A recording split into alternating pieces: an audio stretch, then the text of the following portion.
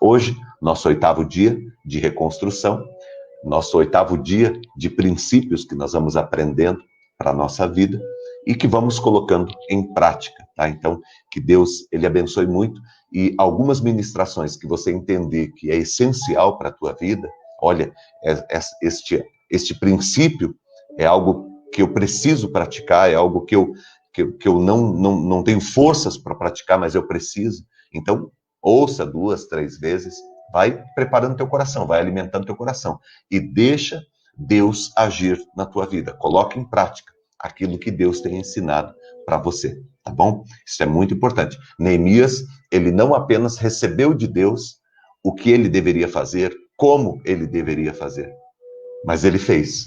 Ele fez. O Neemias, ele conseguiu reconstruir os muros de Jerusalém, ele conseguiu cumprir o propósito de reconstrução na vida dele, porque ele não ficou apenas na teoria, ele não ficou apenas no conhecimento. Ele trouxe esse conhecimento para a vida prática dele. E é isto que faz a diferença na vida de todos nós, tá bom? Então vamos lá. Hoje, o nosso 8º dia, e o tema que eu coloquei para a nossa conversa de hoje é mãos à obra para reconstruir. Mãos à obra. Nós precisamos colocar mãos à obra. Aqui, a partir desta parte do texto do capítulo 2, a segunda parte aqui do capítulo 2, Neemias, ele sai de uma primeira fase, né, que é aquela fase em que ele recebe uma informação, em que ele é tocado por Deus e que passa por todo um período de preparo, né? Nós vimos que até que ele conseguisse falar com o rei, vão-se 4 meses, né? Depois ele consegue falar com o rei, ele recebe autorização para voltar para Jerusalém, para reconstruir os muros de Jerusalém. Ele ainda está na Babilônia. E esse período leva mais um tempo, depois que ele conversa com o rei, até que ele pega todas as suas coisas, ele se prepara e ele vai em direção a Jerusalém. Leva-se alguns meses para chegar até Jerusalém, tá? E a partir de agora é o momento em que ele chega em Jerusalém. Então, é o momento em que ele começa o seu trabalho. Ele chegou no lugar onde ele vai começar a trabalhar. Então, nós passamos da primeira fase, que é a fase de preparação, e agora nós vamos para a segunda fase, que é a fase de execução. A partir de agora, desse momento aqui, a partir do verso 11, né, do capítulo 2 de Neemias, o Neemias, ele começa então a trabalhar, a executar agora mesmo, já em Jerusalém, a obra. Tá bom? Então nós vamos ver desde a chegada de Neemias a Jerusalém. Essa vai ser a leitura que nós vamos fazer nessa manhã. Vamos lá? Neemias, capítulo de número 2, a partir do verso de número 1. Cheguei a Jerusalém, é Neemias que está contando, né? Que está narrando essa história. Cheguei a Jerusalém e depois de 3 dias de permanência ali, saí de noite com alguns dos meus amigos. Eu não havia contado a ninguém o que o meu Deus havia colocado em meu coração que eu fizesse por Jerusalém. Não levava nenhum outro animal, além daquele em que eu estava montado.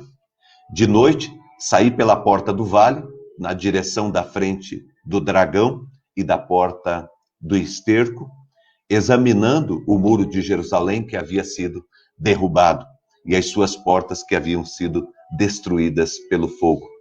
Fui até a porta da fonte do tanque do rei, mas ali não havia espaço para o meu animal passar.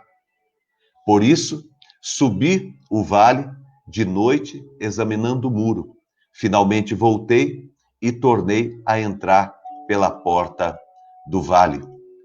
Os oficiais não sabiam aonde eu tinha ido e o que eu estava fazendo, pois até então eu não tinha dito nada aos judeus, aos sacerdotes, aos nobres, aos oficiais e aos outros que iriam realizar a obra.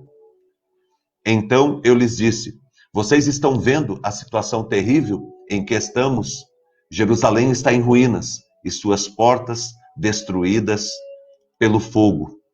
Venham Vamos reconstruir o muro de Jerusalém para que não fiquemos mais nesta situação humilhante, nesta situação de vergonha. Também lhes contei como Deus havia sido bondoso comigo e o que o rei me tinha dito. Eles responderam: sim, vamos começar a reconstrução, e se encorajaram para este projeto. Até aqui. Até aqui. Essa parte que nós lemos aqui é a chegada de Neemias, é aquele momento em que Neemias ele chega em Jerusalém, depois de alguns meses de viagem, porque a distância era muito grande, da Babilônia até Jerusalém. E Neemias chega com toda a bagagem, com as madeiras e com algumas pessoas que vieram com ele, né? E ele entra em Jerusalém. E a partir daqui, como eu disse para vocês, começa-se uma nova fase do caminho de Neemias, desse projeto de Neemias de reconstruir. A partir daqui, Neemias ele entra num outro momento, numa outra fase, numa fase agora de execução. Porque é assim que funciona. Nós temos no nosso coração uma meta, um objetivo, nós temos um desejo de reconstruir algo na nossa vida, e aí nós começamos a preparar, entramos em oração, colocamos isso diante de Deus, fazemos todos os preparativos, nos precavemos de todas as maneiras para que a gente possa começar bem a executar o nosso projeto. Mas chega um dia em que nós temos que sair do papel e ir para a prática. Chega um dia em que nós temos que sair da teoria e fazer a coisa acontecer. E é justamente esse é o momento que Neemias está vivendo aqui.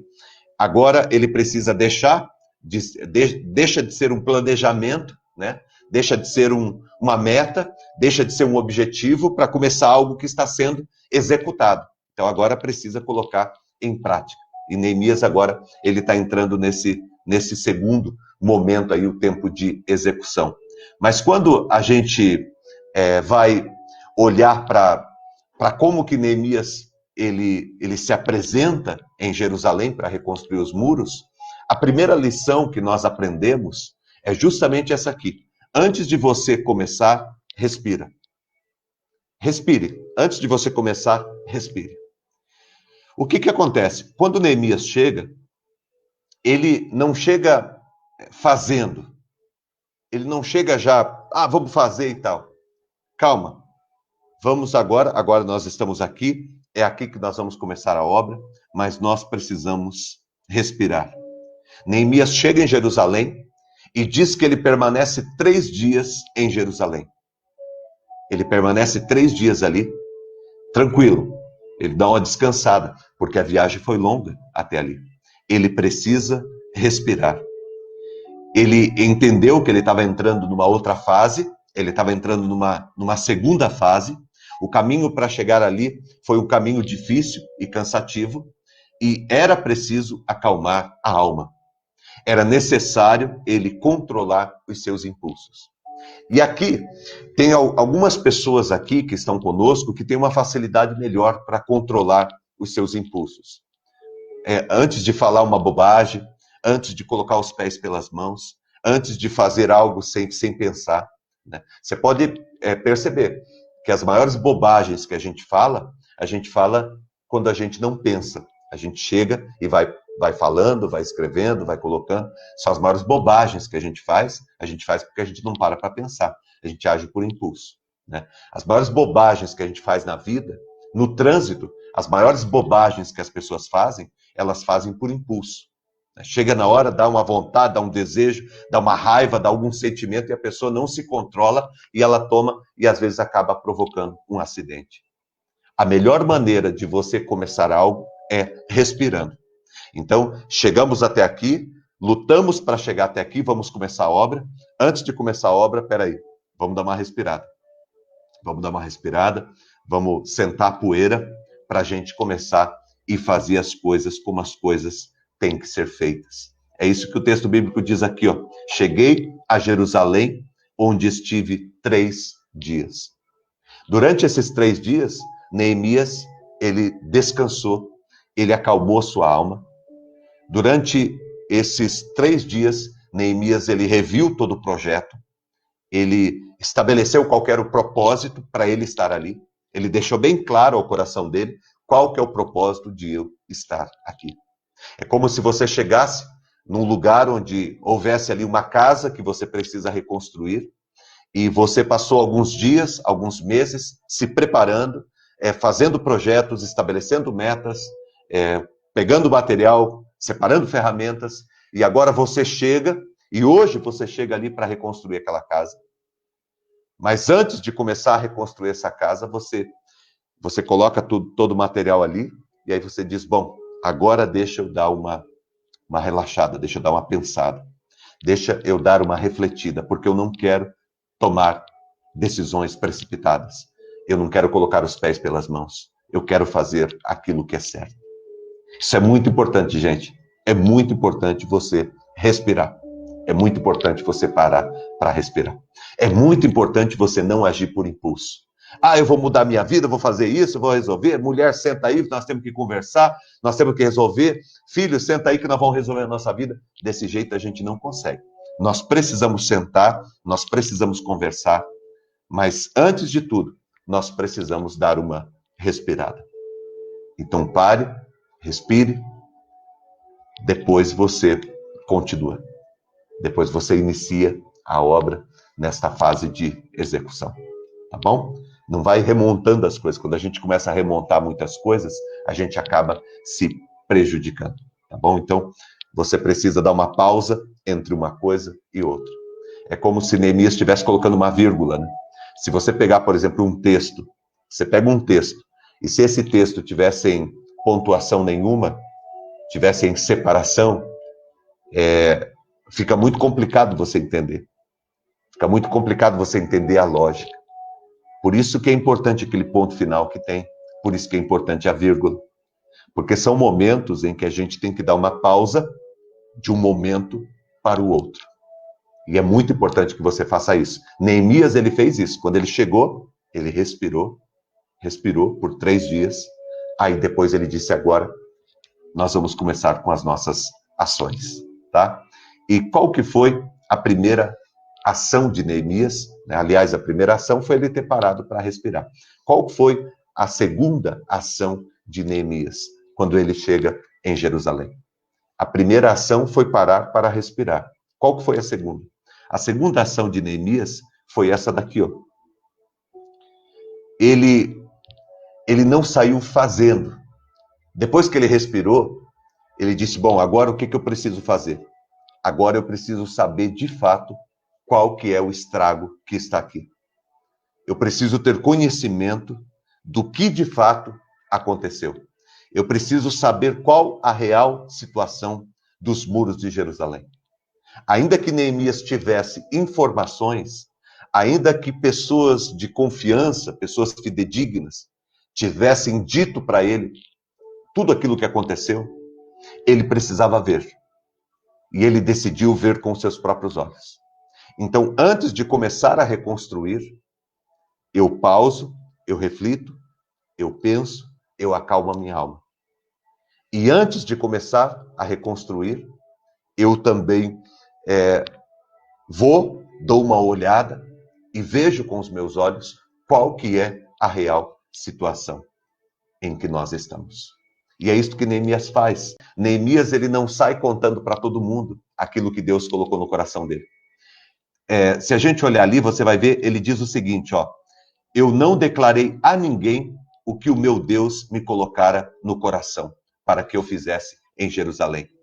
Isso é o que ele diz no verso 12. No verso 16, ele diz o seguinte, não sabiam os magistrados onde eu fora e nem o que eu fazia, pois até aqui eu não havia declarado coisa alguma a ninguém.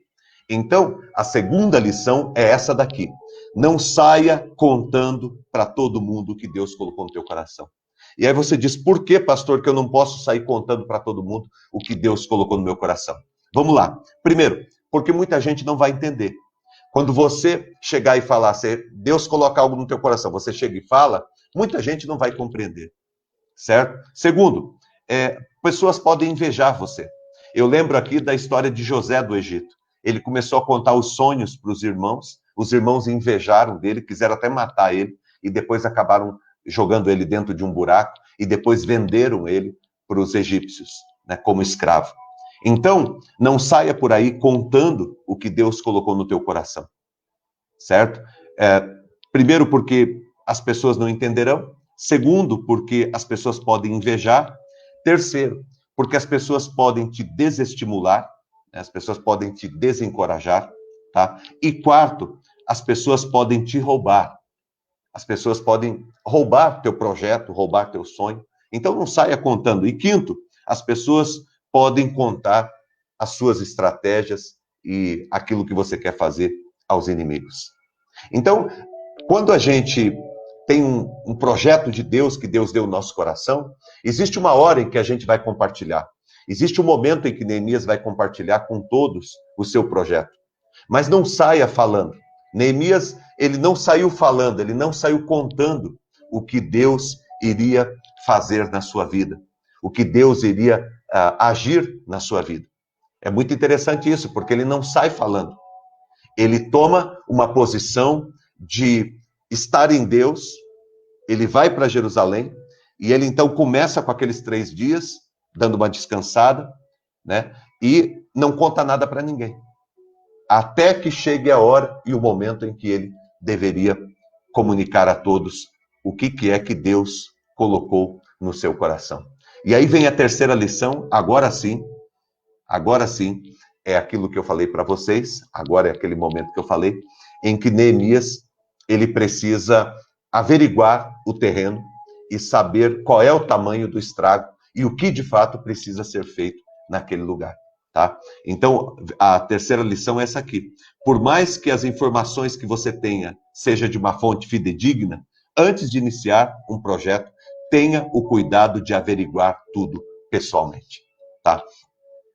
Então acontece isso. Neemias, ele chega em Jerusalém, ele fica ali, pausa uns 3 dias para dar uma descansada, para acalmar o coração.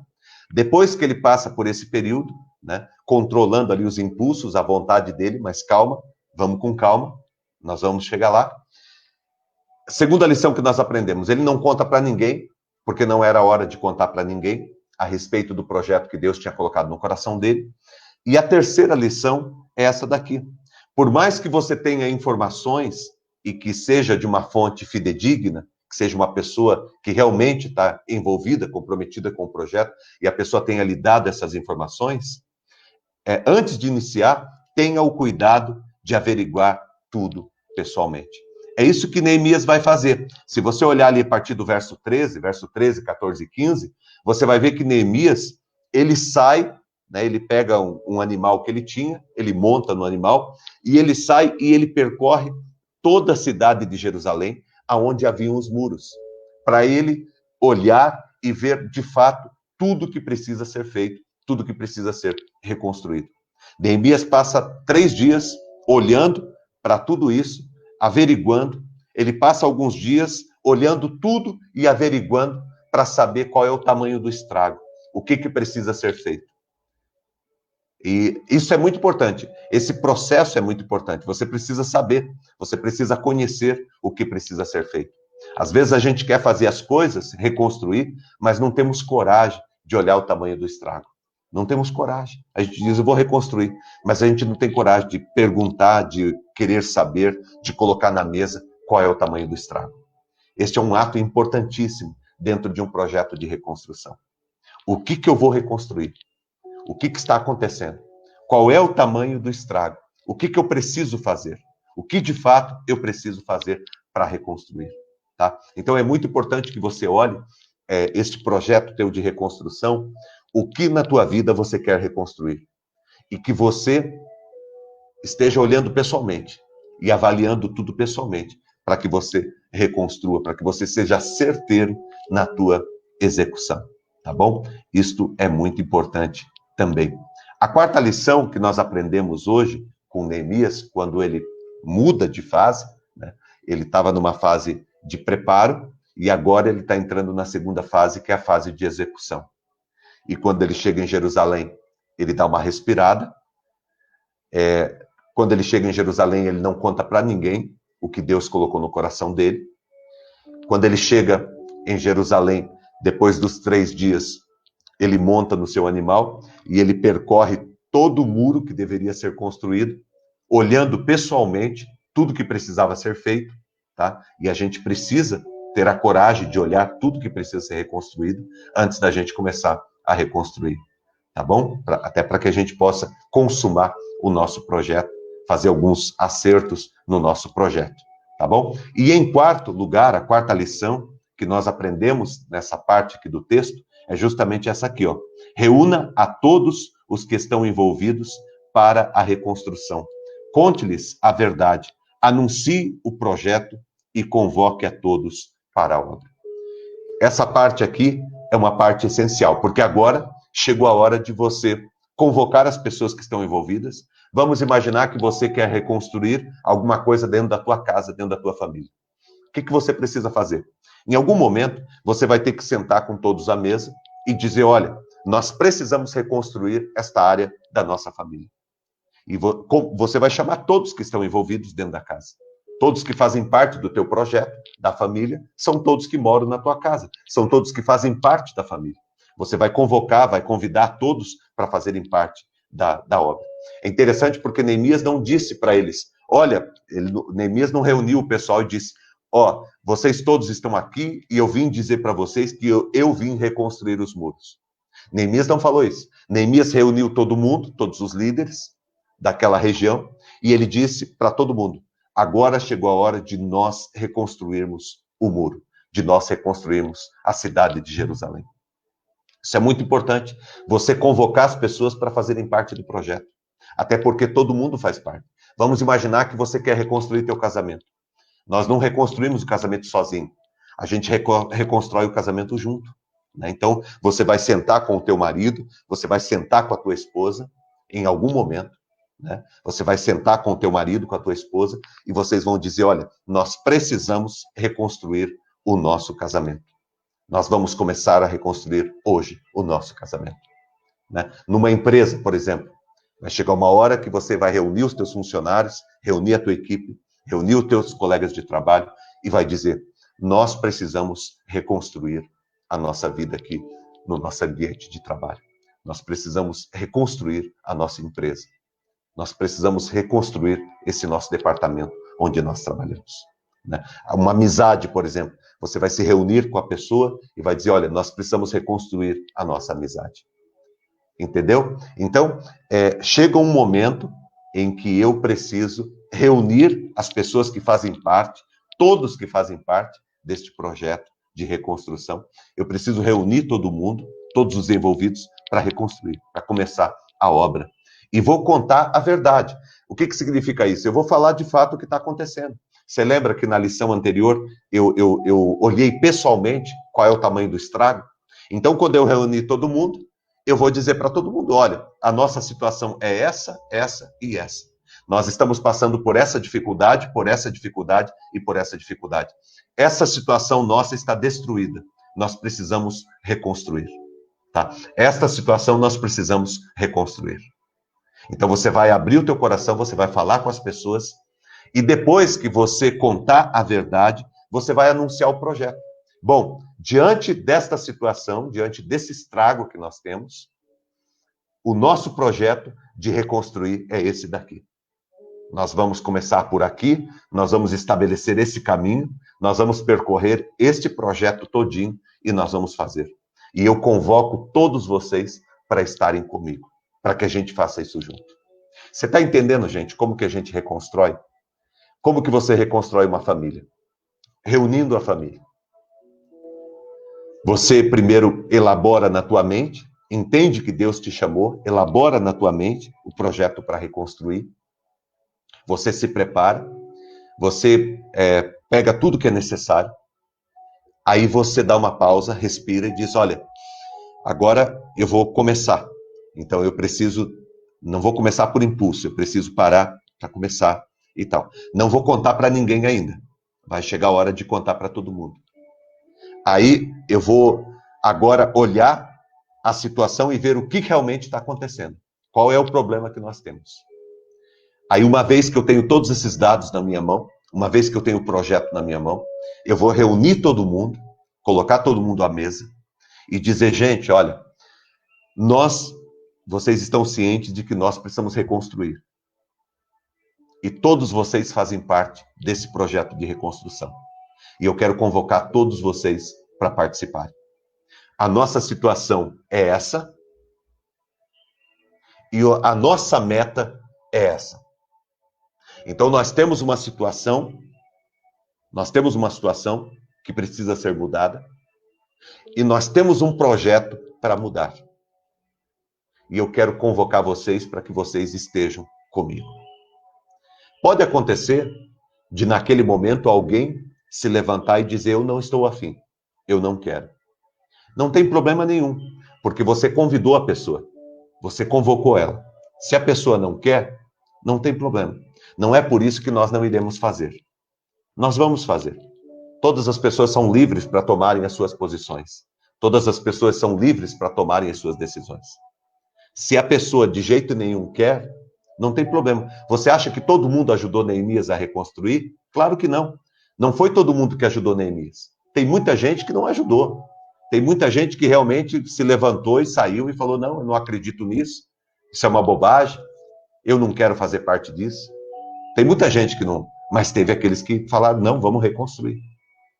Entendeu? Mas é necessário que você se levante e que você convoque todos, né? Olha o texto bíblico aqui.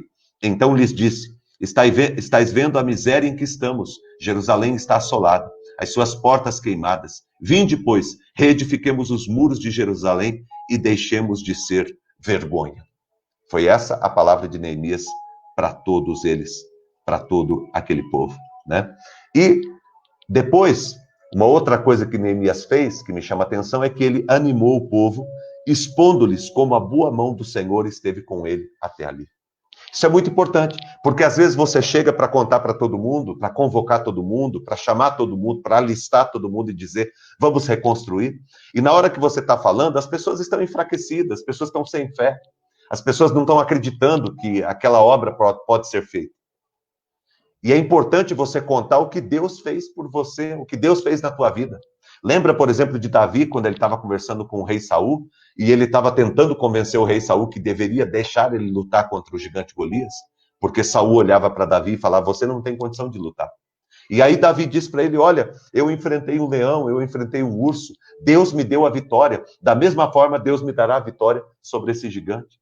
Nós precisamos contar aquilo que Deus fez, animar o povo e dizer, olha, a boa mão de Deus esteve comigo até aqui.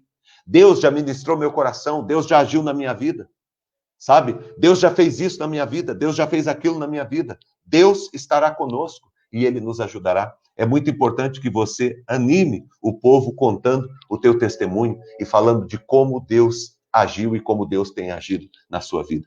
E lhes declarei, olha só, como a boa mão do meu Deus estivera comigo, e também as palavras que o rei me falara. Então disseram, disponhamo-nos e edifiquemos, e fortaleceram as mãos para a boa obra. Olha que interessante. Neemias, ele convoca todo mundo, ele chama todo mundo para fazer parte desse projeto, ele expõe o projeto para todo mundo, diante da dificuldade que eles estavam vivendo, da necessidade que eles tinham. Neemias diz, olha, eu tenho um projeto para a gente reconstruir, e aí todo mundo fica olhando para ele, e aí Neemias diz, e podem ter certeza que Deus nos abençoará, porque Deus esteve comigo, e Deus me ajudou, e a boa mão de Deus esteve comigo até aqui, e Deus nos dará vitória em todos os nossos intentos. Neemias contou como que foi o processo com o rei, como que ele conseguiu uma carta do rei, uma autorização do rei, como que ele foi abençoado pelo rei com o material, a matéria-prima que ele precisava para reconstruir os muros. Ele contou o testemunho de tudo aquilo que Deus fez com ele no caminho, no trajeto, até chegar em Jerusalém. E quando ele foi contando, as pessoas foram se animando. E ele foi dizendo para as pessoas, isto daqui é um projeto de Deus, e Deus nos dará bom êxito. E eles ficaram animados e fortaleceram as mãos para as boas obras, para começar a realizar a obra. A lição que Deus colocou no nosso coração para esse dia é essa daqui. E eu quero, em nome de Jesus, convocar você, para que você não fique parado, para que o teu projeto não fique aí na gaveta, não fique no teu pensamento, não fique no teu coração. Eu pergunto para você nessa manhã, o que você quer reconstruir? O que Deus chamou você para reconstruir? Qual é o propósito? Qual é o plano de Deus? Qual que é o projeto de Deus para a tua vida? Não fique parado por conta das dificuldades, das lutas. Eu também tenho passado por muitas lutas e por muitas dificuldades. As pessoas que veem a gente aqui toda manhã e toda noite acham que a vida da gente é um mar de rosas, ou que muitas pessoas, não todos, mas muita gente pensa, a vida, o pastor deve estar tranquilo, porque ele está ministrando toda manhã e toda noite, está animando nosso coração, a vida do pastor deve estar tranquila. As pessoas não sabem, não entendem, às vezes, toda a luta que você passa todo dia, todas as dificuldades que você tem, né? As pessoas não entendem, certo? E nós não podemos permitir que as dificuldades nos impeçam de avançar e de prosseguir. Tem dia, tem manhã, que o coração está tão pesado, as coisas estão tão difíceis, tão complicadas, que a gente não tem força. Mas temos que fazer, temos que levantar, temos que prosseguir, temos que fazer acontecer. Sabe, eu não vou deixar esse muro derrubado. Eu não vou deixar que nós nos tornemos uma vergonha. Se precisamos levantar, vamos nos levantar. Se precisamos colocar perdão, vamos colocar perdão. Se precisamos reconstruir um relacionamento, vamos reconstruir. Se precisamos reconstruir a nossa vida, a nossa família, se precisamos reconstruir a nossa vida financeira. Se de repente no passado nós éramos uma coisa e agora não conseguimos mais, vamos ter que recomeçar, vamos recomeçar. Vamos recomeçar e vamos colocar nossa vida diante de Deus e crer que Deus está nos abençoando e que tudo ficará bem e que as coisas darão certo. Vamos acreditar que é possível reconstruir a nossa vida, independente do monturo, da quantidade de dificuldades que você tem aí. Neemias, ele se posicionou diante de Deus para ser um instrumento nas mãos de Deus. Ele foi chamado por Deus e ele não se esquivou. E quando ele chega em Jerusalém, ele diz, agora é hora de começar. Porque ele passou por todo o processo de preparo, mas chegou uma hora que era hora de executar. Talvez você esteja vivendo esse momento na sua vida, que é hora de você colocar em execução o projeto que Deus colocou no teu coração. E aí, meu irmão, minha irmã, dá uma respirada, dá uma acalmada no teu coração. E aí, não conte para ninguém ainda. Vai ter uma hora certa em que você vai contar para todo mundo o que Deus colocou no teu coração. Porque às vezes a esposa chega animada para falar para o marido, olha, essa noite Deus falou comigo. Ele não está preparado ainda. E aí ele joga um balde de água fria. Porque não está preparado. Certo? Então, existe um momento certo para você contar o que Deus colocou no teu coração. Sabe? Olhe para a realidade e veja realmente o que está acontecendo. Antes de começar a pegar tijolo e cimento e começar a reconstruir teu muro, olha o que está acontecendo. Pega todas as contas, coloca em cima da mesa, escreve num papel, vê tudo que você está devendo. Veja realmente qual é o estrago dentro da tua família. Tenha coragem de olhar e falar, nós estamos com problema, meu marido está com problema com meu filho está com problema com o irmão, meu filho mais novo não está conversando com o irmão já faz 3, 4 semanas, certo? Nós estamos com essa dificuldade na empresa, nós estamos com essa impossibilidade. Coloque na mesa o que está acontecendo. E depois que você tiver todos esses dados, depois que você tiver preparado, aí é a hora de você convocar todo mundo e dizer, gente, vamos sentar à mesa. Porque nós precisamos ver duas coisas aqui. Nós precisamos ver a real situação e nós precisamos olhar para um projeto que Deus colocou no meu coração para a gente reconstruir. E eu preciso, porque eu não vou fazer sozinho, nós vamos fazer junto. E eu preciso que vocês me ajudem. E convocar as pessoas. E animar as pessoas contando tudo aquilo que Deus fez na tua vida. Para você chegar até aqui. Fortalecer o coração das pessoas com a tua fé. Dizer, Deus nos ajudou, Ele nos trouxe até aqui. Ele abençoará o nosso coração e a nossa vida. É interessante porque dos 12 espias que foram espiar a terra, quando o povo saiu do Egito, estava indo para a terra prometida, e eles ficaram vagando por 40 anos no deserto. Quando eles se aproximaram da terra prometida, quando eles se aproximaram, Deus deu uma estratégia para Moisés, que era o líder, falou, manda 12 espias espiar a terra para ver como que vocês entram, como que é a melhor maneira de vocês entrarem na terra. E Moisés pegou 12 príncipes, 12 líderes, homens preparados, um de cada tribo, e mandou para espiar a terra. Quando eles voltaram, 10 voltaram com um relatório pessimista, dizendo, olha, a gente foi ver a terra e realmente a gente não deve entrar porque as dificuldades são muito grandes, a terra é abençoada, mas as dificuldades são grandes. E 2, Josué e Caleb, eles se puseram à frente e disseram, não, peraí, nós temos que entrar, porque Deus está conosco. Nós temos que entrar, porque Deus esteve conosco até aqui. Deus caminhou conosco até aqui. Deus esteve presente com a gente em todo o deserto. Foi Deus quem nos tirou da escravidão do Egito e é Deus quem irá nos colocar na terra prometida. Deus nos dará bom êxito nesse empreendimento. Josué e Caleb começaram a animar o povo, a fortalecer o povo, a dizer palavras ao povo de ânimo e de força e de vigor, dizendo, nós devemos continuar o projeto que Deus estabeleceu para nós. Você sabe que sempre tem pessoas que desanimam, tem pessoas que vêm com palavras de desânimo, vêm com água fria para jogar. Mas tem aqueles que se levantam para encorajar todo mundo e dizer, vale a pena, vamos reconstruir. E eu espero que nessa história da tua vida, da tua família, da tua casa, da tua empresa, no meio onde você vive, os projetos que Deus tem colocado de reconstrução na tua vida, que você seja uma pessoa daquelas que animam e não daquelas que desanimam. Uma pessoa que encoraja, e encoraja as pessoas através daquilo que Deus já fez na sua vida. Deus vai continuar te abençoando e cuidando de você, em nome de Jesus. Vamos orar nesta manhã, agradecendo a Deus e colocando o nosso coração e a nossa vida no altar do Senhor. Obrigado, Senhor, por esta manhã.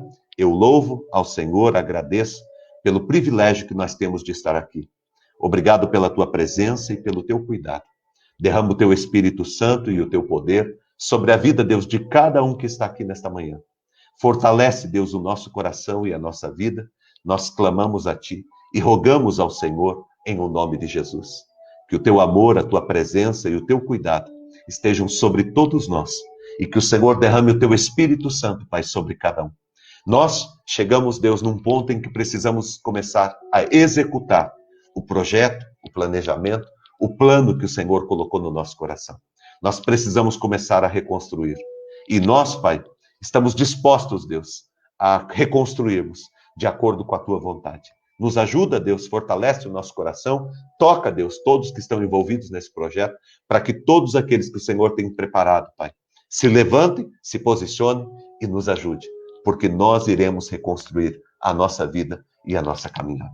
Abençoe, Deus, a todos que precisam nesta manhã de uma oração, todas as orações que foram apresentadas aqui, nos nossos pedidos, que o Senhor abençoe. Abençoe todos que necessitam de oração. Colocamos a vida do Oswaldo do Gás, Deus, que continua internado, que o Senhor abençoe a vida dele. Colocamos, Senhor Deus, a vida, Senhor Deus, da Ana Paula diante do Senhor. Pedimos a tua graça sobre ela. Pedimos, Senhor Deus, pela vida da mãe da Mara, Deus, que o Senhor abençoe em nome de Jesus. Pedimos, ó Pai, em nome de Jesus, pela Rafaela, que o Senhor abençoe em nome de Jesus. Pedimos pela vida do Carlos, Deus, que está, Senhor Deus, internado, o pai da Paula, que o Senhor abençoe a vida dele, em nome de Jesus. Pedimos, Senhor Deus, por todas as pessoas, Pai, pela vida de todas as pessoas que necessitam de um milagre do Senhor nesta manhã. Abençoe, Deus, abençoe a vida de quem está aqui comigo, desta casa. Abençoe, Senhor Deus, a vida de todos dentro desse lar. Eu coloco cada um diante do Senhor e te agradeço, Deus, desde já, pela oportunidade, por esse tempo que nós temos aqui para estar juntos. Muito obrigado, Deus. Derrama o teu Espírito Santo e o teu poder nesse dia sobre todos nós, em nome de Jesus. Amém e amém. Que o grande amor de Deus, o nosso Pai, a graça do nosso Senhor e do nosso Salvador Jesus Cristo, a unção e as consolações do Espírito Santo de Deus estejam aqui presentes com você, com a tua família e com todo o povo de Deus na terra, hoje e sempre em Cristo Jesus. Amém e amém.